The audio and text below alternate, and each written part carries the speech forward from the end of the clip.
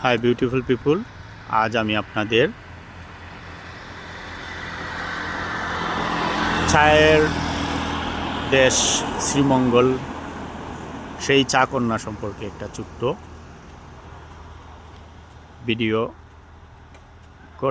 করে অভিজ্ঞতা শেয়ার করব।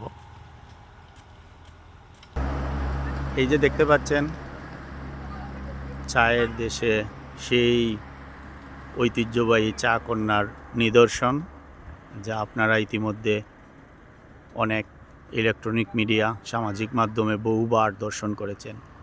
তাও আমি পুনরায় আপনাদের মধ্যে আবার সেই সৌন্দর্যটা উপভোগ করার জন্য শেয়ার করতেছি। আপনাদের আরেকটু কাছ থেকে দেখাচ্ছি। এই হচ্ছে সেই বিশ্ববিখ্যাত সেই চায়ের দেশের চা কন্যা।